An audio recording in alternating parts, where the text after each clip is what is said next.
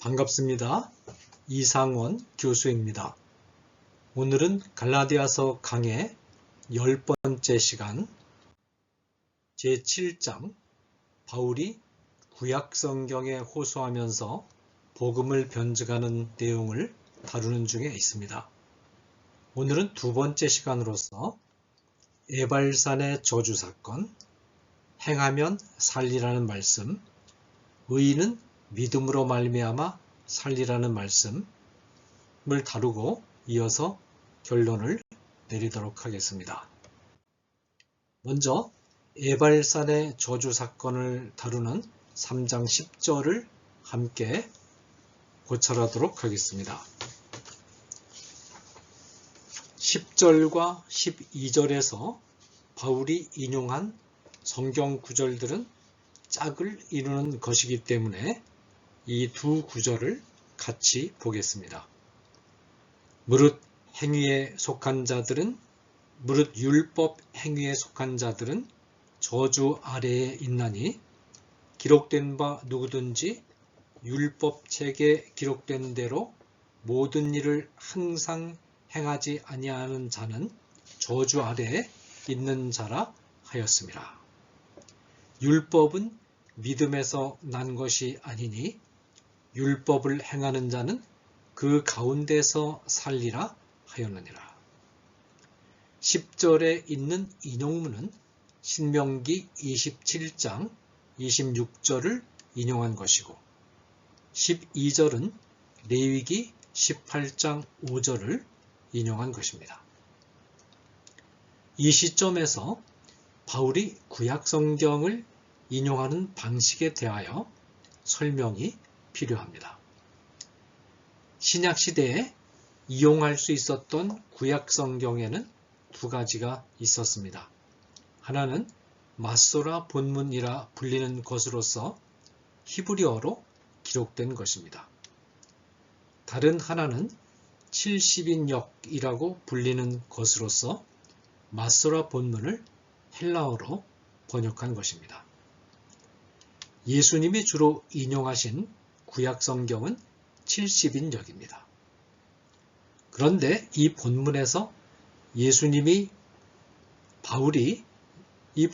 바울이 인용한 성경은 마소라 본문에도 정확하게 들어맞지 않고 그렇다고 해서 70인역에도 정확히 들어맞지 않습니다.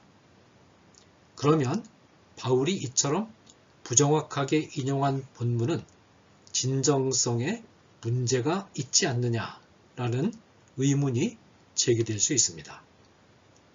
그러나 우리는 몇 가지 이유로 이 문제에 대하여 그다지 염려할 필요는 없습니다.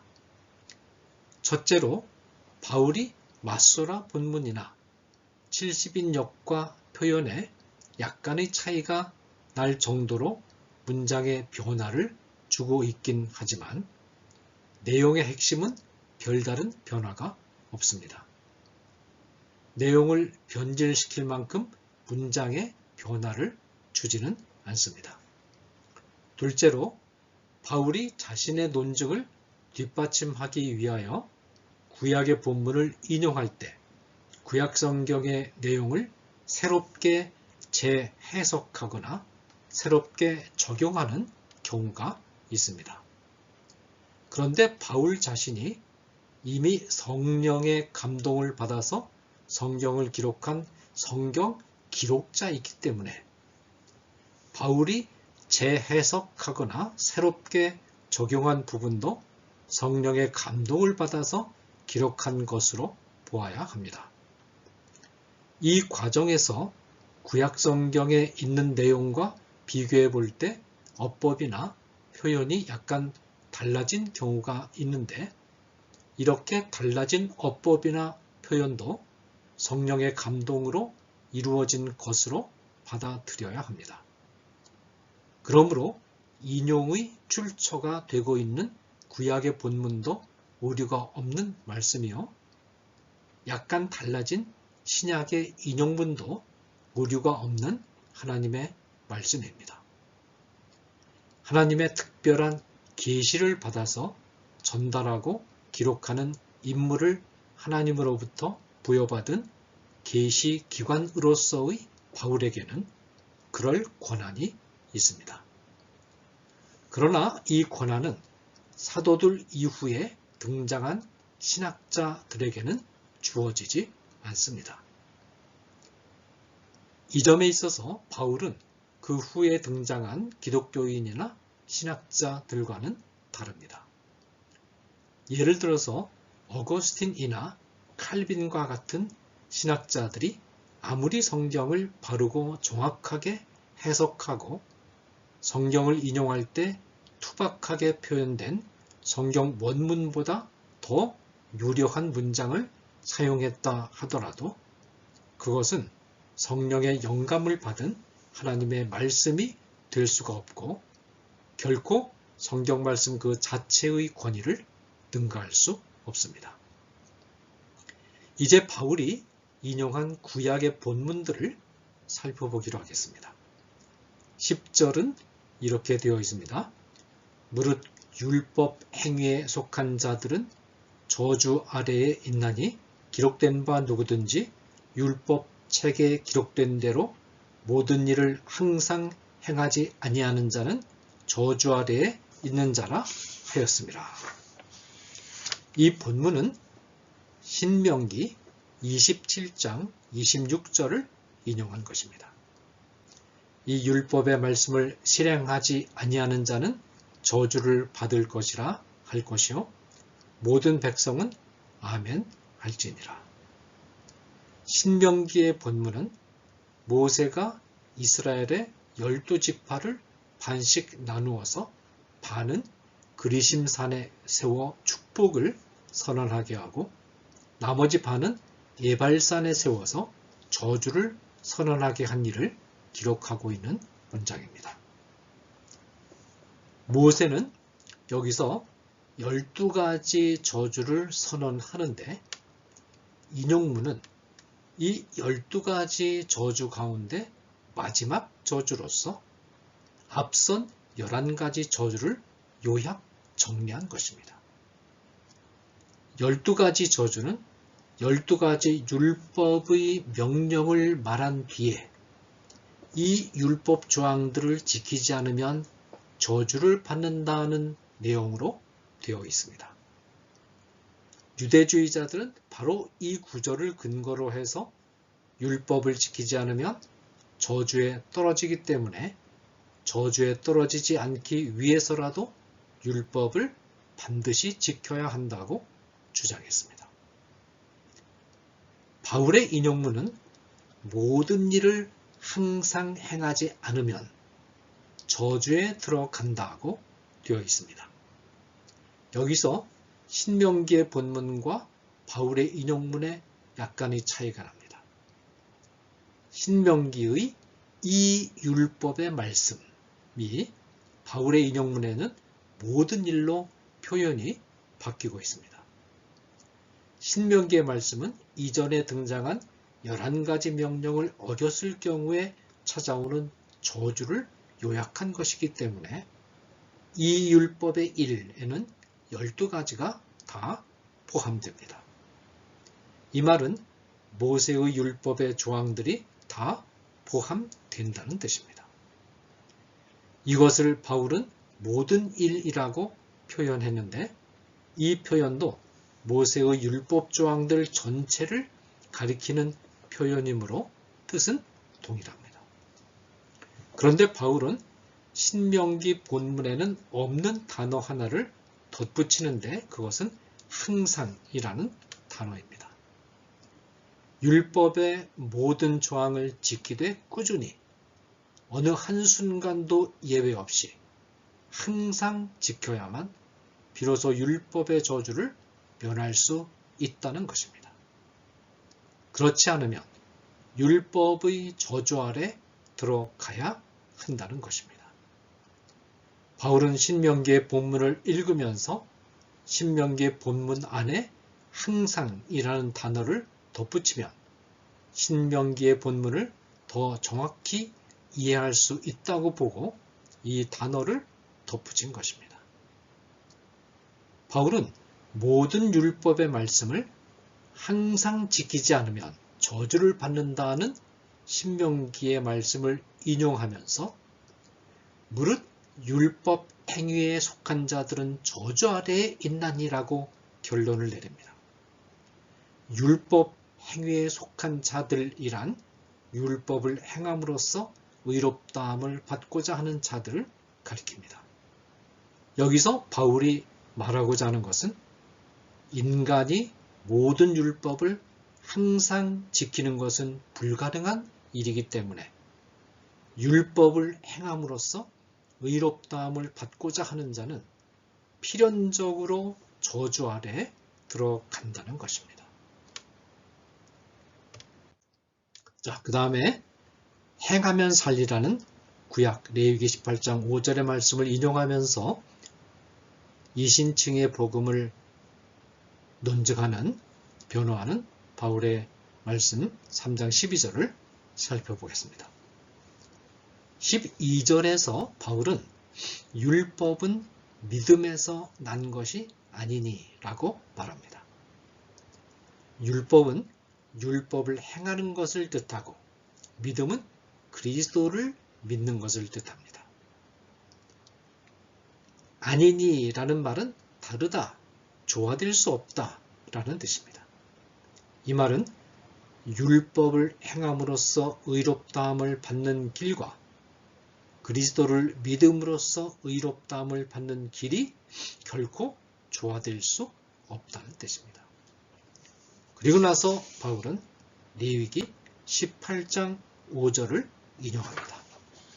율법을 행하는 자는 그 가운데서 살리라 하였느니라. 바울의 인용문은 레위기 18장 5절을 많이 축약한 것입니다. 레위기의 본문은 이렇게 되어 있습니다. 너희는 내 규례와 법도를 지키라. 사람이 이를 행하면 그로 말미암아 살리라. 이 본문도 역시 유대주의자들이 행위의를 주장하는 근거로 인용한 본문입니다. 유대주의자들이 이 말씀을 근거로 해서 행위의를 주장한 증거는 여러 문헌에서 발견됩니다. 팔레스타인의 어떤 회당에서 유래한 탈굼 전승에 이 본문에 대하여 이런 해석이 나타납니다. 너는 나의 규례와 판단을 지킬 것이니라. 만일 사람이 이것을 행한다면 나는 그것들에 의하여 영원한 생명을 살게 될 것이다. 너는 나의 규례와 내 판단의 법을 지키라. 만일 사람이 이것을 행하면 그는 그것들 안에서 영생 안에서 살 것이며 그의 위치는 의인과 함께하게 될 것이라. 이 해석은 율법을 행할 때 영원한 생명을 얻는다는 점을 뚜렷하게 밝히고 있습니다. 또한 유대주의의 사변적 전통은 이 구절을 다음과 같이 해석했습니다. 하나, 하나님은 율법 안에 단번에 그리고 배타적으로 자기 자신을 계시하셨다. 둘, 인간은 오직 율법과의 관계 안에서만 하나님과 관계한다.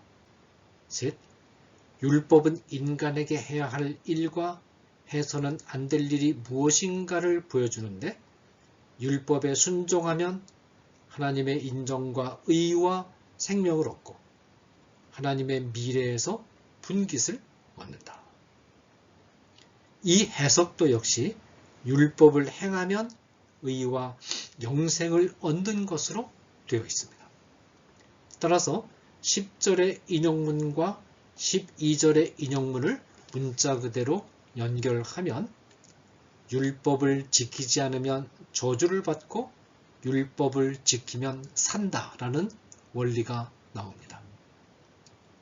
이 두 말씀에 근거하여 유대주의자들은 율법을 행하는 것이 바로 사는 길, 곧 하나님 앞에서 의롭다는 선언을 받는 길이라고 자신 있게 가르쳤습니다. 그러면 구약의 이 두 인용문을 과연 행위 의를 뒷받침하는 근거로 삼는 것이 이 본문에 대한 바른 해석이 될 수 있을까요? 이에 대한 바울의 답변은 유대교의 해석은 바른 해석이 아니라는 것입니다.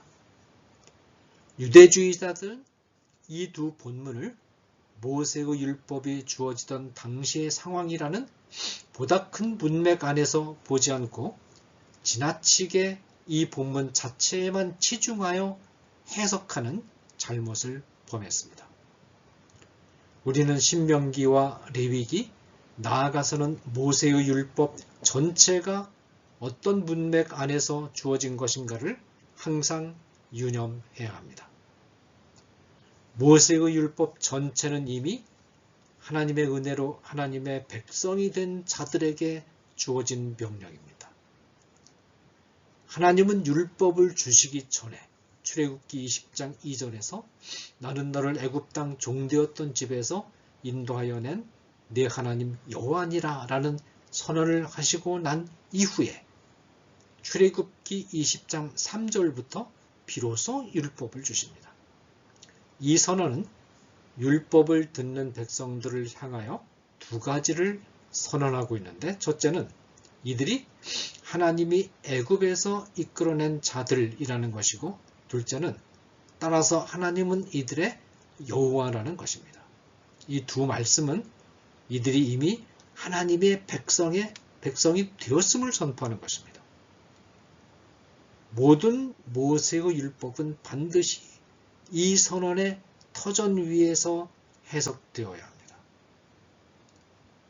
특히 레위기 18장 5절의 말씀을 주실 때도 하나님은 그 전 18장 2절에서 나는 여호와 너희 하나님이니라 라는 말씀을 주시는 것을 잊지 않으셨습니다. 신명기에 나오는 모든 율법의 명령들도 이 명령들을 주시기 전에 신명기 5장 6절에서 나는 너를 애굽 땅 종되었던 집에서 인도하여 낸 네 하나님 여호와로라 라는 선언의 배경 안에서 이해되어야 됩니다. 이 같은 사실은 율법을 해석할 때 꼭 필요한 두 가지 중요한 정보를 제공합니다. 첫째로 여호와 하나님이 전제되어야 한다는 사실은 율법을 준행하는 것도 여호와 하나님 안에 있을 때 곧 여호와 하나님께서 주시는 능력 안에서라야 비로소 가능하다는 것입니다. 이스라엘 백성들이 자기들의 힘으로 율법을 행하는 것이 아니고 하나님이 능력을 주실 때 비로소 행할 수 있습니다. 따라서 이스라엘 백성들이 어느 정도 율법을 행했다 하더라도 하나님이 주시는 능력에 힘입어 행한 것이기 때문에 하나님 앞에서 자기가 세운 공로로 자랑할 수가 없습니다. 둘째로 율법을 행하지 못했을 때 뒤따르는 저주는 하나님의 백성의 신분으로부터 떨어져 나가는 것으로 해석되어서는 안 되고, 하나님의 백성이 세상 안에서 사는 동안 경험하는 하나님의 징계로 해석되어야 하며, 율법을 행했을 때 뒤따르는 축복 또는 생명도 하나님의 백성의 신분으로 들어갈 수 있는 근거가 되는 칭의나 영생으로 해석되어서는 안 되고, 세상 안에서 경험하는 생명에 넘치는 축복된 삶으로 해석되어야 합니다. 한마디로 말해서 율법은 이미 값없이 은혜로 하나님의 백성이 된 자들에게, 그들이 하나님의 백성이 되기 위한 통로로, 방편으로 주어진 것이 아니고 이미 하나님의 백성이 된 자들에게 생활 규범으로 주어진 것이기 때문에 율법이 어떤 사람을, 그들을 하나님의 백성으로 만드는 것이 아니라는 것입니다. 자, 그 다음에 3장 11절에 있는 의인은 믿음으로 말미암아 살리라 라는 이 말씀의 의미를 같이 살펴보겠습니다. 이제 10절과 12절 중간에 끼인 11절의 논증을 살펴보겠습니다. 또 하나님 앞에서 아무도 율법으로 말미암아 의롭게 되지 못할 것이 분명하니 이는 의인은 믿음으로 말미암아 믿음으로 살리라 하였습니다. 바울은 하나님 앞에서 곧 하나님의 심판대 앞에서 아무도 율법으로 말미암아 곧 율법을 행함으로 말미암아 의롭게 되지 못할 것이 분명하다라는 점을 다시 한번 천명하고 난 후에 바울은 그 근거로서 하박국 2장 4절을 인용합니다. 하나님의 심판대 앞에서 믿음으로 의롭다는 선언을 받는 자, 그러면 의인은 그의 믿음으로 말미암아 살리라. 그러면 과연 하박국 2장 4절은 하나님의 심판대 앞에서 믿음으로 의롭다는 선언을 받는다는 것을 말하는 본문일까요? 자, 이 질문에 대답하기 위해서 하박국의 상황으로 돌아가 봅시다. 하박국 선지자는 여호야김 왕의 통치 기간 중 활동하던 선지자였습니다. 하박국 선지자는 유대 왕국 안에서 의인이 핍박을 받고 악인이 득세하는 불의한 현실을 접하고는 이 현실에 대해서 하나님께 항의합니다. 하박국 1장 4절에서 하나님의 항의를 들은 하나님은 결코 하나님 자신의 공의가 무너진 것은 아니라고 답변하면서 그 증거로서 갈대아인 곧 바벨로니아인들을 동원해서 반드시 유다의 악인에 대하여 공의로운 형벌을 내릴 것을 약속하십니다. 하박국서 1장 6절에서 10절. 한마디로 말해서 하박국은 이스라엘 백성, 유다 백성들이 악을 행하는데 왜 하나님은 가만히 계시느냐, 그렇게 항의를 한 거죠. 이 항의에 대해서 하나님은 아니야, 내가 그냥 유다 백성들의 죄악을 그냥 넘기지 않을 거야. 내가 반드시 이 바벨론을 동원해서 유다 백성들을 징계를 할 테니까 걱정하지 마라. 그렇게 답변하는 것이죠. 그런데 이 말을 들은 하박국은 또다시 고민에 빠집니다. 그리고 실제로 바벨로니아가 유대 백성을 공격해서 괴롭히는 광경을 보고 하박국이 하나님께 다시 항의를 합니다. 유다의 악인을 징벌을 하시는 것은 이해가 되는데 문제는 이 징벌을 이방 백성이 시행한다는 데 있었습니다.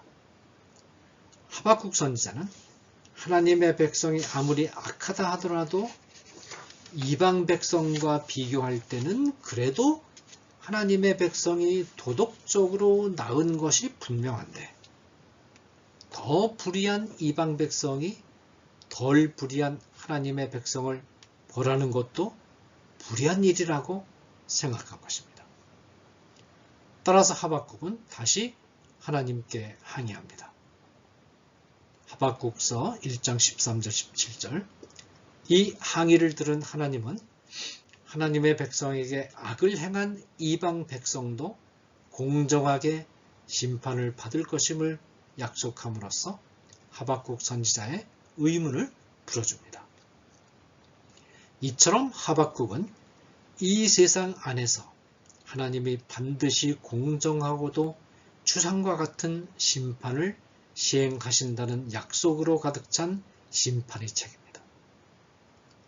하박국 전체가 우리에게 주는 소식은 온 천하를 뒤흔들면서 임하는 하나님의 추상과 같은 엄정한 심판 앞에서 이방인이든 유대인이든 누가 살아남을 수 있겠느냐라는 것입니다. 그러면 이와 같은 하나님의 심판 앞에서 의롭다는 판정을 받을 수 있는 길은 없을까요? 이것이 하박국이 처한 절실한 문제입니다. 이때 하나님이 주신 답변이 2장 4절입니다.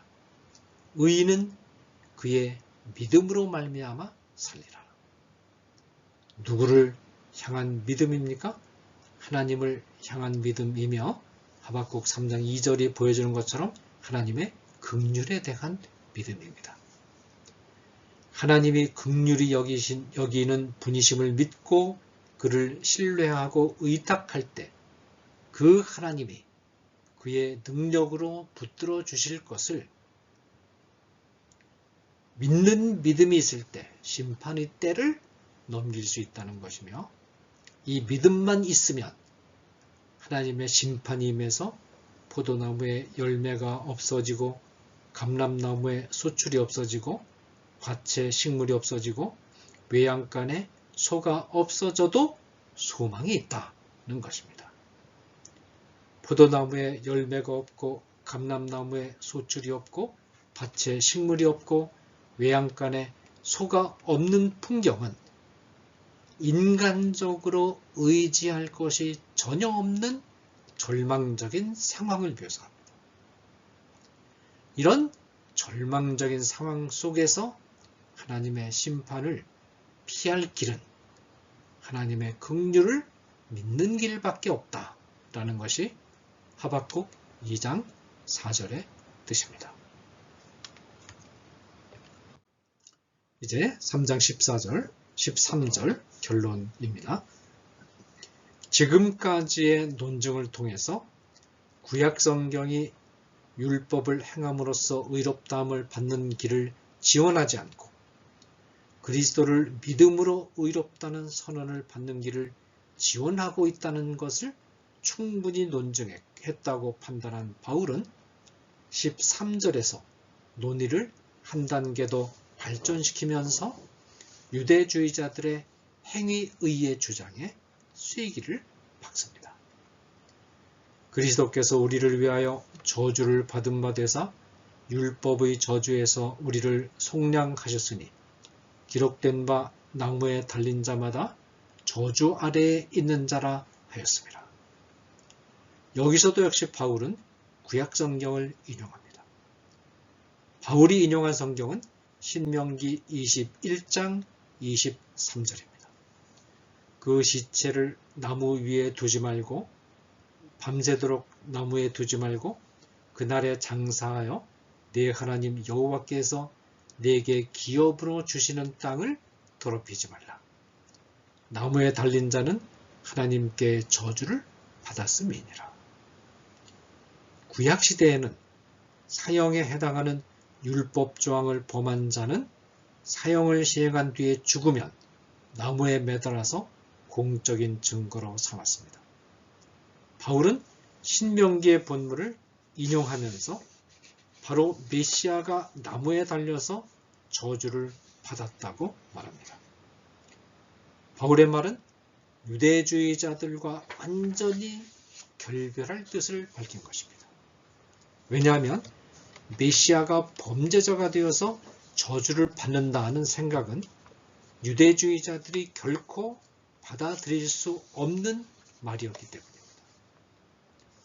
오늘날까지도 유대교에서 결코 예수를 메시아로 인정하지 않는 것은 바로 이처럼 예수께서 십자가에 달려 저주 받으셨다는 사실 때문입니다. 그런데 바울의 복음 곧 기독교는 바로 여기서 시작됩니다. 유대인들이 버린 돌이 기독교 복음의 모퉁이 돌이 됩니다. 바울은 그리스도께서 십자가 위에서 저주를 받으셨기 때문에 우리를 속량하는 것이 가능해졌다고 말합니다. 그리스도께서 십자가 위에서 우리가 받아야 할 저주를 대신 받으셨고 그리스도께서 받으신 저주가 바로 우리가 하나님 앞에 내어 놓아야 할 업적이자 공로가 된 것입니다. 속량하셨다는 말은 그리스도께서 받으신 저주가 우리를 위한 속전의 역할을 했음을 시사해 줍니다. 유대주의자들은 인간 자신이 율법을 행한 업적을 내어놓음으로써 인간은 저주로부터 해방될 수 있다고 믿었습니다. 그러나 바울은 그리스도께서 십자가 위에서 받으신 저주가 하나님 앞에 우리가 내어놓을 수 있는 업적이 된다는 사실을 분명히 합니다. 이로써 바울의 두 가지 큰 논증, 곧 갈라디아 교인들의 성령 체험에 호소하는 논증과 구약 성경에 호소하는 논증이 마무리됩니다. 이 두 논증을 끝낸 바울은 14절에서 결론을 맺습니다. 이는 그리스도 예수 안에서 아브라함의 복이 이방인에게 미치게 하고 또 우리로 하여금 믿음으로 말미암아 성령의 약속을 받게 하려 함이라. 먼저 바울은 두 번째 논증 곧 구약 성경에 호소하는 논증의 중심을 차지하는 아브라함 사건을 상기시킵니다. 하나님이 아브라함에게 약속하신 축복 곧 믿음으로 말미암아 의롭다는 선언을 받는 축복은 그리스도를 믿는 모든 이방인에게 임한다고 말합니다.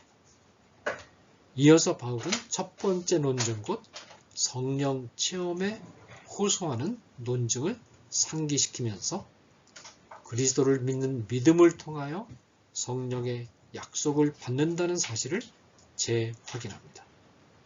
성령의 약속을 받는다는 것은 구원을 받는다는 말과 같은 뜻입니다. 감사합니다.